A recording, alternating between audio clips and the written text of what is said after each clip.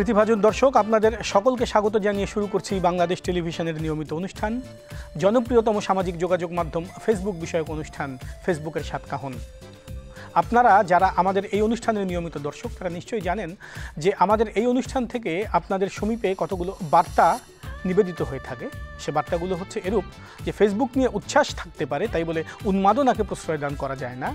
আপনার ফেসবুক অ্যাকাউন্টের মাধ্যমে অপর কোনো ফেসবুক ব্যবহারকারীর ক্ষতি সাধন করাটি আদৌ সমীচীন নয়। সর্বোপরি আপনার এবং আমার ফেসবুক অ্যাকাউন্টের নিরাপত্তা বিধানমূলক কার্যটি আমাদেরই বিধান করে তা পরিচালনা করতে হবে। আমাদের আজকের অনুষ্ঠানেও এ ধরনের বার্তাদি অনুরণন থাকবে, তাই আমরা আশাবাদ ব্যক্ত করতেই পারি যে আমাদের আজকের অনুষ্ঠানটিও আপনাদের মনোপুত হবে। প্রিয় ফেসবুক ব্যবহারকারী দর্শক বন্ধুরা, আমরা ফেসবুকের বিভিন্ন পোস্টে, বিশেষ করে ফেসবুকের রিলস এবং স্টোরির ক্ষেত্রে নানা ধরনের সঙ্গীতের সংযোজনা করে থাকি। এ সঙ্গীত হতে পারে কখনো শুধু যন্ত্র নির্ভর, কখনো বা হতে পারে কণ্ঠ নির্ভর, কখনো হতে পারে দেশি, কখনো হতে পারে বিদেশি। এ সঙ্গীত কখনো ধ্রুপদী, কখনো বা জনপ্রিয়। কে কীরকম সঙ্গীত সংযুক্ত করছে তার রিলস এবং স্টোরির পোস্টের ক্ষেত্রে, সেটি নির্ভর করছে সম্পূর্ণভাবে একজন ফেসবুক ব্যবহারকারীর মানসিকতার উপরে। চলে যাব কজন তরুণ প্রজন্মের ফেসবুক ব্যবহারকারীর কাছে, শুনে আসব তাদের রিলস এবং স্টোরির ক্ষেত্রে তাদের সঙ্গীত প্রয়োগ বিষয়ক ভাবনা। আমি রিলস খুব একটা দেই না, আমি স্টোরি আপলোড করি বেশি। তো স্টোরিতে আমি সাধারণত সেই ধরনের গানই ব্যবহার করি যেগুলো আমার ছবির সঙ্গে বা আপলোডকৃত বিষয়টার সঙ্গে সামঞ্জস্যপূর্ণ। এখানে অহেতুক কোনো ঝুমের গান বা একেবারেই নেতিয়ে পড়া কোনো কিছু আমি অ্যাড করি না সাধারণত। এটা পরিস্থিতির উপর নির্ভর করে। স্বাভাবিকভাবে যখন আমি ডে ব্যবহার করি তখন আমি রিল্যাক্সিং টাইপের যে মিউজিক সেটা আমি বেশি প্রেফার করি। উটকো টাইপের যে মিউজিকগুলো বা অনেক সময় দেখা যাচ্ছে গানের কিছু লাইন থাকে, সেগুলো আমি অ্যাভয়েড করার চেষ্টা করি। ম্যাক্সিমাম টাইম স্লিপিং ডিপিং টাইপের যে মিউজিকগুলো বা রিল্যাক্সেশন টাইপের মিউজিকগুলো বা সফট যে মিউজিকগুলো রয়েছে সেই মিউজিকগুলো আমি ব্যবহার করতে পছন্দ করি। স্টোরিতে গান দেওয়ার বেলায় আগে হয়তো আমরা একটু চেষ্টা করতাম ব্যাকগ্রাউন্ড সিচুয়েশন এগুলো মিলিয়ে দিতে, কিন্তু এখনকার আসলে আমরা বেশিরভাগ যারা দেই তারা হচ্ছে ট্রেন্ডি সংগুলো আসলে বেশি দেই। মানে যেটা হয়তো ট্রেন্ডে চলছে ইউটিউবে অথবা টিকটকে বা ফেসবুকে, ওগুলা দেখা যায় আমরা দেওয়ার সময় সাজেশনে চলে আসে, তখন আমরা ওটার মধ্যে যে কোনো একটা সিলেক্ট করে দেই যেটা আমার সাথে ম্যাচ খাচ্ছে। আমিও সেরকমই ফলো করি আসলে। আমি রিল ততটা আপলোড দেই না, তো মাঝে মাঝে হচ্ছে স্টোরি দেওয়া হয়, স্টোরিও ততটা দেওয়া হয় না। যদিও বা দেই, সাধারণত আমি গান অ্যাভয়েড করার চেষ্টা করি খুব বেশি। আসলে আমি ওরকম গান দেইনি, আর যদি দেওয়া হয় তাহলে খুবই প্রাসঙ্গিক গান আমি রাখার চেষ্টা করি যাতে হচ্ছে ওই স্টোরিটার সাথে যায়। আমি সাধারণত হচ্ছে বাংলাদেশের যে ব্যান্ড মিউজিকগুলো ওগুলো আমি খুব বেশি প্রিফার করি, এবং মাঝে মধ্যে দেখা যায় আমরা নারীরা যেহেতু শাড়ি পরতে খুব পছন্দ করি, তো শাড়ি পরা হলে তখন রবীন্দ্রসঙ্গীত আমি প্রিফার করি। তো এই আর কি মোটামুটি ব্যান্ড মিউজিক প্লাস রবীন্দ্রসঙ্গীত। আর মাঝে মধ্যে যদি বলিউড কোনো গানের সাথে আমার ছবির ব্যাকগ্রাউন্ড বা পরিস্থিতি মিলে যায় তাহলে সেক্ষেত্রে সেটাও অ্যাড করা হয়। ভ্যারিয়াস টাইপের মিউজিক পছন্দ করি আসলে। এবারে আমরা চলে যাব একজন সামাজিক যোগাযোগ মাধ্যম বিশেষজ্ঞের কাছে।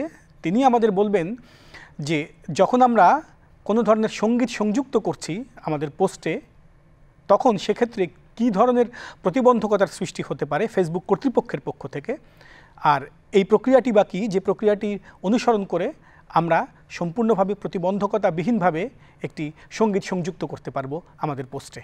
ফেসবুকে যেই মিউজিক এবং ইফেক্ট আসছে, রিকমেন্ড করছে, সেইটা যখন আমরা ব্যবহার করি তখন হয়তো অনেকেই দেখতে পাই যে এইটা ব্যবহার করলে কোনো সমস্যা হচ্ছে না।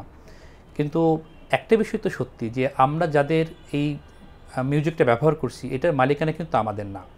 এটা কোনো না কোনো ব্যক্তি বা কোনো প্রতিষ্ঠান এটা রিলিজ দিয়েছে, ফেসবুকে বা ইউটিউবে যেখানে রিলিজ দিয়েছে, সেটা আমরা হয়তো ব্যবহার করছি। আজকে না ধরলেও ফেসবুক কিন্তু ভবিষ্যতে এই অন্য লোকের কন্টেন্ট ব্যবহার করার কারণে সেটা কিন্তু আমাদেরকে ধরতে পারে, কপিরাইট আসতে পারে।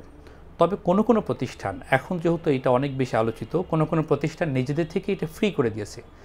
যেগুলো ফ্রি করা আছে সেগুলো ব্যবহার করলে কোনো সমস্যা নেই। ইউটিউব অনেক আগে থেকেই কপিরাইট ফ্রি অনেক কন্টেন্ট আছে যেগুলো ব্যবহার করলে কোনো সমস্যা হয় না।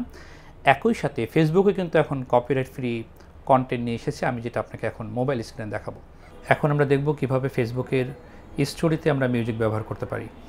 এই জন্য প্রথমে আপনাকে ফেসবুকের অ্যাপে ঢুকতে হবে। অ্যাপে ঢুকলে বামে দেখতে পাবেন স্টোরি এবং রিল নামে দুটো অপশন আছে। আমরা যেহেতু স্টোরি দেখাবো এই জন্য আমরা স্টোরিতে ক্লিক করলাম। স্টোরিতে ক্লিক করার পর আমরা যেই ভিডিও বা ছবি দিতে চাই সেটাতে ক্লিক করব। ক্লিক করার পর নিচে এবং ডান পাশে অডিও নামে অপশন আছে, এখানে ক্লিক করলে আমরা মিউজিক অ্যাড করতে পারি। কিন্তু আমরা আগেই বলেছি যে এই মিউজিকগুলো ব্যবহার করার ক্ষেত্রে ফেসবুকের কপিরাইট ইস্যু আছে। সেই ক্ষেত্রে আমরা ফেসবুকের ক্রিয়েটর স্টুডিওর যে অডিওগুলো আছে সেগুলো আমরা ব্যবহার করব ব্রাউজারে গিয়ে, এবং ওই ব্রাউজার থেকে অডিও নামিয়ে এখানে ব্যবহার করলে আপনার ফেসবুকও রিস্ক মুক্ত থাকবে এবং একই সাথে কোনো কপিরাইট ইস্যু আসবে না। প্রিয় দর্শক বন্ধুরা, আমাদের এই তরুণ প্রজন্মের ফেসবুক ব্যবহারকারীরা যত যাই বলে থাকুন না কি জন্যে, এটি কিন্তু বাস্তব যে আমরা যখন কোনো সঙ্গীতের প্রয়োগ ঘটাচ্ছি, অর্থাৎ আবহ সঙ্গীত বা নেপথ্য সঙ্গীত হিসেবে ফেসবুকে যখন কোনো সঙ্গীতের মূর্ছনা ব্যবহার করছি, তখন অধিকাংশ ক্ষেত্রেই সেটি কিন্তু হচ্ছে বিদেশি সঙ্গীত। এক্ষেত্রে হয়তো বা আমাদের মাঝে এক ধরনের উপনিবেশবাদী মানসিকতা কাজ করছে, নয়তো বাংলা সঙ্গীতের ক্ষেত্রে এক ধরনের উন্নাসিকতা বোধের সৃষ্টি হচ্ছে। এই বিষয়টিকে সঙ্গীত বোদ্ধারা কীভাবে দেখছেন সেটি জানার জন্য এখন আমরা চলে যাচ্ছি একজন সঙ্গীত বোদ্ধা অর্থাৎ সঙ্গীত ব্যক্তিত্বের কাছে। তিনি আমাদের বলবেন তার এ সম্পর্কিত চিন্তাভাবনা। প্রথমত হচ্ছে যে ফেসবুকে রিল বা স্টোরি বা এই ধরনের ঘটনা যেগুলো হয় তার ব্যাকগ্রাউন্ডে যে আবহ সঙ্গীত আমরা ইউজ করি, অধিকাংশ ক্ষেত্রে দেখা যাচ্ছে যে বিদেশি, পাশ্চাত্য বা অন্য কোনো দেশের সেখানে সঙ্গীতটা দিয়ে সেটার আবহ সঙ্গীতটা তৈরি করে। এটার প্রথম প্রশ্ন মানে উত্তর হচ্ছে যে আমাদের মন মানসিকতাটাকে ঠিক করতে হবে। যে আমাদের সাংস্কৃতিক, আমাদের যে ইনস্ট্রুমেন্টাল ব্যাকগ্রাউন্ড, আমাদের অনেক ইনস্ট্রুমেন্ট আছে, অনেক ধরনের মিউজিক আছে, অনেক ধরনের শাখা প্রশাখা আছে, আমরা সেগুলো বুঝেই কিন্তু আমরা সেগুলো অ্যাড করতে পারি। এখানে ল্যাকিংস আছে আমাদের, যেমন আমাদের দেশে এখন মিউজিশিয়ানও কমে গেছে। বেশিরভাগ মিউজিশিয়ান যেগুলো আমরা কর্মক্ষেত্রে ব্যবহার হয় আমাদের, সেগুলো সব পাশ্চাত্যের, লাইক কিবোর্ডস, গিটার্স, এই সমস্ত জিনিসগুলো, পিয়ানো, এগুলো ব্যবহার হয়। আমাদের দেশীয় যে যন্ত্রপাতিগুলো সেগুলোও ব্যবহার হচ্ছে না, এবং সেগুলো যেখানে ব্যবহার হবে সে কাজগুলোও কমে গেছে। যে এরকম দেখা যায় যে অনেকটা জায়গার মধ্যে কোনো ডায়লগ নাই, কিন্তু সেখানে আমরা ইনস্ট্রুমেন্টাল মিউজিক, আবহ সঙ্গীত সেটা তৈরি করে আমরা দর্শকদের বুঝিয়ে দিই যে এখানে এটা বলা হচ্ছে। তো এইখানে একটা জিনিস হচ্ছে যে আমাদের মানসিকতাটাকে ঠিক করতে হবে, যে আমাদের দেশের যেই ঘটনাগুলো তুলে ধরবো আমরা রিলস বা স্টোরির মাধ্যমে, বিশেষ করে ফেসবুকে, আমরা চাই যেন সেখানে আমাদের দেশীয় সাংস্কৃতিক মিউজিক, আমাদের দেশীয় ইনস্ট্রুমেন্টাল যেন ব্যবহার হয়। বাংলাদেশ টেলিভিশনের প্রিয় দর্শক বন্ধুরা, এবারে আপনাদের মতামতকে সম্মানিত করবার পালা। আমাদের এই অনুষ্ঠানটি যখন যুগপৎভাবে বিটিভি এবং বিটিভি ওয়ার্ল্ডের সাথে ফেসবুক পেজে প্রচারিত হয়ে থাকে, তখন তার কমেন্ট বক্সে আপনারা অনেক গঠনমূলক পরামর্শ প্রদান করে থাকেন। সে সকল গঠনমূলক মতামত থেকে উল্লেখযোগ্য দু একটি পাঠ করে এখন তার উত্তর প্রদানে সচেষ্ট হব। নীরব নাসির কমেন্ট পোস্ট করে লিখেছেন, কেউ যদি বিদেশে ঘুরতে গিয়ে সেখান থেকে প্রচুর ছবি ফেসবুকে পোস্ট করে, তাহলেই কি সে এলিট হয়ে যায়? এলিট এই বিষয়টি তো একটি সমাজতাত্ত্বিক প্রপঞ্চ এবং গভীর বা বিশদ আলোচনার দাবিদার, আমরা সেদিকে যাব না। তবে আপনার এই মতামতটির মূল বিষয় যদি হয়ে থাকে এটি যে আপনি বোঝাতে চেয়েছেন যে বিদেশে গিয়ে কেউ ছবি পোস্ট করলেই সে আভিজাত্যের অধিকারী হয়ে যায় কিনা বা তার কৌলিন্য বৃদ্ধি পায় কিনা, সেক্ষেত্রে আমরা বলবো যে শ্রেণীবিভক্ত সমাজে কেউ যদি উপর্যুপরি বিদেশে গিয়ে সেখান থেকে তার খুব বিলাসবহুল ছবি প্রদর্শন করে থাকে, সেটি তো অবশ্যই এক ধরনের কৌলিন্য প্রদর্শনের মানসিকতা থেকেই হয়ে থাকে, সেটি আমরা বলতে পারি। তবে কেউ যদি থাকে যে সে বিদেশে ভ্রমণ করতে গিয়েছে এবং সেখানকার উল্লেখযোগ্য স্থান, ঐতিহাসিক স্থান বা সুন্দর পর্যটনযোগ্য স্থানের ছবিগুলো তুলে ধরছে আমাদের সকলের জন্যে এবং ভবিষ্যতে আমরা তা থেকে বিদেশে গিয়ে উপকৃত হতে পারি, সেক্ষেত্রে অবশ্যই সেটিকে সাধুবাদ জানাতে হবে। এর মধ্যে নেতিবাচক কোনো কিছুর অস্তিত্ব আমরা দেখছি না। ধন্যবাদ আপনাকে। আরিফুল ইসলাম কমেন্ট পোস্ট করে জানতে চেয়েছেন, অনেকেই ফেসবুকে আসসালামু আলাইকুম লিখে একটি পোস্ট দেয় এবং কমেন্ট আর লাইক বৃদ্ধির জন্য সেটার উত্তর আশা করে, এক্ষেত্রে কি সেই সালামের উত্তর দেওয়া উচিত? ইসলামী ব্যাখ্যা চাই এ বিষয়ে। বন্ধু বাপ্পি আরিফুল ইসলাম, আপনার অভিপ্রায় অনুসারে এখন আমরা চলে যাব একজন ইসলামী চিন্তাবিদের কাছে, শুনে আসি তিনি কি বলছেন আপনার এই প্রশ্নটির উত্তর সাপেক্ষে। ফেসবুকে সামাজিক গণমাধ্যমে কোনো ব্যক্তি যদি সালাম দেয় আসসালামু আলাইকুম রহমাতুল্লাহ দিতেই পারেন, এবং সেখানে তার প্রত্যাশা থাকবে এই সালাম যদি কেউ ভালো করে লক্ষ্য করে সে জবাব দিতে পারে, এবং এই জবাব দেওয়াটা তার মুখে হতে পারে অথবা লিখিত হতে পারে। কিন্তু ইসলামের কিন্তু সাধারণ কাজটা হলো মুখে বলা, লিখিত হোক আর মুখে সালাম হোক, উত্তরটা হবে সাধারণত মুখে। কেউ যদি মুখে বলতে অপারগ হয় তাহলেই কেবল লিখতে পারে, লেখাটা অগ্রাধিকার নয়। কিন্তু ফেসবুকে যদি কেউ সালাম দিয়ে দাবি করে, আপনি যদি ইসলামকে ভালোবেসে থাকেন তাহলে সালামের জবাব না দিয়ে যাবেন না, এবং যদি প্রত্যাশা করে থাকেন যে তিনি ওয়ালাইকুমুসসালাম ফেসবুকে লিখবেন বা ওয়ালাইকুমুসসালাম লিখিত তার উপরে টিক চিহ্ন দিবেন অথবা লাইক কমেন্ট করবেন, এটি হলো তার ইসলামকে ব্যবহার করে একটি উদ্দেশ্য সাধন করা, অর্থাৎ উদ্দেশ্য প্রণোদিতভাবে ইসলামের একটি বিধানকে ব্যবহার করা। ফেসবুক নিয়ে পড়ে থাকে যারা দিনরাত ক্রমাগত, তাদের পোস্টগুলোই কখনো কখনো সন্দেহ করার মতো। সুপ্রিয় দর্শক, আমরা উপনীত হয়ে গেলাম আমাদের আজকের অনুষ্ঠানের আলোচনা অংশে। এই অংশে যে বিষয়টি নিয়ে আমরা কথা বলবো সেটি হচ্ছে ফেসবুক কি আমাদের মাঝে সন্দেহপ্রবণ মানসিকতার সৃষ্টি করছে কিনা। বিষয়টি নিয়ে কথা বলবার জন্য আমাদের সাথে রয়েছেন দুজন সম্মানিত অভ্যাগত। আসুন দর্শক আমরা পরিচিত হইনি তাদের সাথে। আমাদের সাথে রয়েছেন পুলিশ কর্মকর্তা জনাব শাহিন শাহ মাহমুদ এবং রয়েছেন মনোবিজ্ঞানের শিক্ষক সঞ্চারী প্রতিভা। সম্মানিত অভ্যাগত দয়, আপনাদের উভয়কেই স্বাগত জানাই আমাদের আজকের অনুষ্ঠানে। তো প্রথমেই সঞ্চারী প্রতিভা, আমি আপনাকে জিজ্ঞাসা করব যে আপনি তো একজন মনোবিজ্ঞানী, আপনাদের কাছে অনেক মানুষই আসে তাদের মনোবৈজ্ঞানিক সমস্যা নিয়ে অথবা মনোরোগের সমস্যা নিয়ে, যেখানে সন্দেহ একটি মুখ্য বিষয়। তো আপনার কাছে কি কখনো কখনো মনে হয়েছে যে ফেসবুকের কারণে এই সন্দেহবাদ সৃষ্টি হচ্ছে বা মানুষ মূলত সন্দেহবাদী মানসিকতার হয়ে যাচ্ছে? হ্যাঁ, ফেসবুকের কারণেও আসলে সন্দেহ তৈরি হয়। এটা আমি আমার নিজের এক্সপেরিয়েন্স দিয়েই আসলে দেখেছি, অভিজ্ঞতা দিয়েই দেখেছি। তো এই সন্দেহপ্রবণ মানসিকতাগুলোর ধরন কীরূপ? এটা একটা সিমটম হিসেবে দেখা হয় মনোবিজ্ঞানে। যেমন এটার ইংলিশ টার্মটা হচ্ছে প্যারানয়া, আবার একটা পার্সোনালিটি ডিসঅর্ডার আছে যেটার নাম হচ্ছে প্যারানয়েড পার্সোনালিটি ডিসঅর্ডার। তো সন্দেহটা মূলত ধরা হয় যে অনেক রোগের এটা একটা সিমটম হিসেবে এটাকে কাউন্ট করা হয়। মানসিক স্বাস্থ্যের অনেক রোগের মধ্যেই আসলে দেখা যায় যে এই সন্দেহবাতিকতাটা আছে, যেমন অবসেসিভ কম্পালসিভ ডিসঅর্ডারে আছে, সিজোফ্রেনিয়ার ক্ষেত্রে আছে, বাইপোলার মুড ডিসঅর্ডারের ক্ষেত্রে আছে। শাহিন শাহ মাহমুদ, আমি আপনাকে জিজ্ঞাসা করব যে আপনারা তো যেহেতু মানুষের অপরাধ বা অপরাধ দমন এই বিষয়গুলো নিয়ে কাজ করেন, তো ফেসবুকে কখন কারো পোস্ট দেখে আপনার কাছে মনে হয় যেটি সন্দেহ করবার মতো? সাধারণত মানে সন্দেহের উদ্রেক হয় ওই সমস্ত জিনিসগুলি যেটা আপনার কোনো বিষয় কোনো আলোচনাতেই নেই, হঠাৎ কেউ একটা পোস্ট দিয়ে এটাকে অ্যাট্রাক্ট করার চেষ্টা করলো, একটা অংশকে অ্যাট্রাক্ট করার চেষ্টা করলো, অথবা কোনো একটা রাজনৈতিক ইস্যুকে হঠাৎ সামনে এনে একটা পোস্ট দিল যেটা আদৌ কোনো সত্যতা নেই।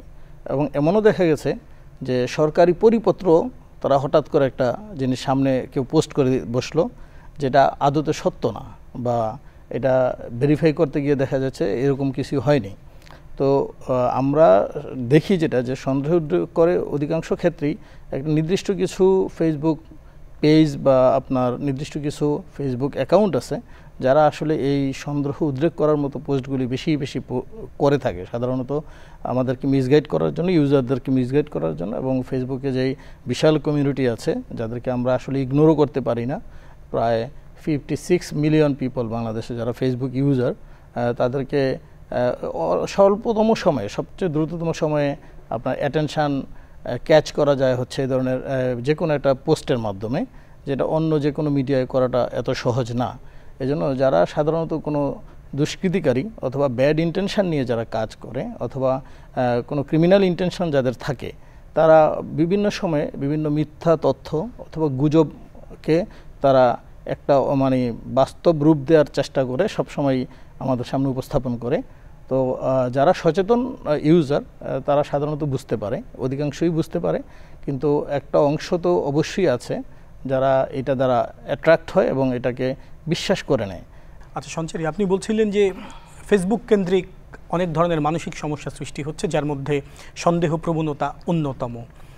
তো এরকম কি আপনি কখনো কোনো সমস্যা পেয়েছেন যেখানে একজন ব্যক্তি এরকম সন্দেহে সর্বদা ভুগছে যে তার যিনি প্রণয়িনী অথবা তার যিনি অর্ধাঙ্গিনী তিনি হয়তো বা সারাক্ষণই অনলাইনে রয়েছে, তো এবং এতে করে দূরবর্তী স্থানে অবস্থানরত বা দূরবর্তী স্থানে কর্মরত তার স্বামী অথবা তার প্রণয়ী হয়তো ভাবছে যে তিনি এই অনলাইনে থাকা অবস্থায় অপর কোনো পুরুষের সাথে সর্বদা সংযোগ করছে, এরকম কি হয়েছে কখনো? এরকম আমি বেশ কয়েকবার পেয়েছি। আচ্ছা, আমি বেশ কয়েকটা কেস হিস্ট্রি এরকম এসেছে যে আমার কাছে দুজন পার্টনারের একজন পার্টনার এসেছে, এসে বলছে যে তার অপরজন পার্টনার তাকে সন্দেহ করে। তো বললাম কি নিয়ে সন্দেহ করে, কি বিষয়?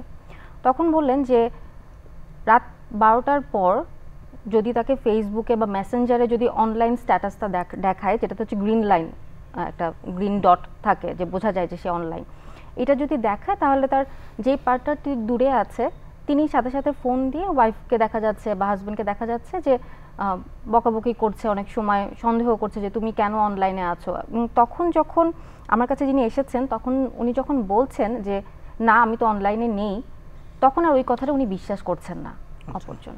এবং সেখান থেকে দেখা যাচ্ছে যে খুব সামান্য একটা জিনিস, খুব ছোট একটা ব্যাপার, কিন্তু যেহেতু দূরে আছে দুজন এবং একজন একটা ক্লেম করেছে আরেকজন সেটাকে অপোজ করছেন, এরকম একটা ব্যাপার হয়েছে, তখন দেখা যাচ্ছে যে শুধু শুধু দুজনের মধ্যে একটা টানাপোড়েন শুরু হয়েছে। ওটা থেকেই সন্দেহটা সেই যে মনে ঢুকলো, এরপর দেখা গেল যে অপরজন পার্টনার প্রতিদিন রাত 12টার পরই চেক করা শুরু করেছে যে তার পার্টনারের অনলাইন স্ট্যাটাসটা দেখা যাচ্ছে কিনা সেটা নিয়ে। তো এটা দিয়ে শুরু করতে করতে তার মনে হতে থাকলো যে একটা পর্যায়ে যে না, সে হয়তো এখন ফেসবুক ইউজ করছে না, সে হয়তো হোয়াটসঅ্যাপ ইউজ করছে। সন্দেহটা এভাবে গেল, যখন দেখলো যে ফেসবুকে গ্রিন লাইনটা নাই, ওই গ্রিন ডটটা নাই, তখন উনি এভাবে সন্দেহ করা শুরু করলো যে তুমি হয়তো অন্যান্য সামাজিক মাধ্যমগুলোতে আছো। তো এটার ফলে দেখা গেল যে আসলে ফেসবুক তো আসলে একটা টেকনোলজি, এটা একটা গ্লিচ থাকতে পারে অনেক সময়। সো অনেক সময় আপনি অফলাইন হয়ে গেলেও আপনাকে অনলাইন দেখায়, স্ট্যাটাসে অনলাইন দেখায়, বা অফলাইন হতে হতে আসলে প্রায় 2-3 ঘন্টা পরে কেউ অফলাইন দেখায় যে আপনি অফলাইন, এখন অনলাইনে নেই। তো এটা আসলে সাধারণ মানুষজনের খুব কমই আসলে বোঝে যে আমি ফেসবুকের ওই গ্রিন ডটটা দিয়ে বা মেসেঞ্জারের অ্যাক্টিভ আছি কিনা সেটা দিয়ে আসলে একটা মানুষ আসলেই ফেসবুকে আছে কিনা এটা আসলে বিচার করা যায় না। শাহিনশা, আমরা একদিকে যেভাবে ফেসবুকে অনেক গুজব আমরা দেখতে পেয়েছি, আবার তার পাশাপাশি এটিও ঠিক যে অনেক সরল পোস্টকেও কিন্তু আমরা গুজব বলে সন্দেহ করছি। তো তাহলে এক্ষেত্রে আমাদের কি করণীয়? আমরা কিভাবে বুঝবো যে কোন পোস্টটি গুজবের সৃষ্টি করবে আর কোন পোস্টটি শুধুই একটি সরল মনের অভিব্যক্তি? ফেসবুকের ইউজারদেরকে একটা জিনিস সবসময় মাথায় রাখা উচিত, যে কোনো কিছুই দেখি এটাকে রিয়েক্ট করার এটা জাস্টিফাইড না। যে কোনো মন্তব্য, ছবি অথবা কোনো পোস্টের শেয়ার অথবা কোনো পোস্ট নিজে করলো অথবা লাইভ ভিডিও শেয়ার করলো, এগুলি দেখি আমরা যাতে সরাসরি নিজে একেবারেই প্র্যাকটিক্যাল হিসেবে ধরে না নিয়ে উত্তেজিত না হই।